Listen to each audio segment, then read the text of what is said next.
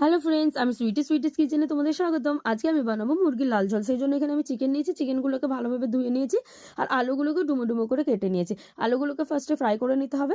তারপর একই কড়াইয়ের মধ্যে আমি পরিমাণ মতো তেল দিয়ে প্রথমে গোটা জিরে দেবো, তারপরে গরম মশলাগুলো দেবো। গরম মশলাগুলো হালকা রোস্ট হওয়ার পরে আমি এতে পরিমাণ মতো পেঁয়াজকে কুচি করে রেখেছিলাম সেটাই দিয়ে দেবো।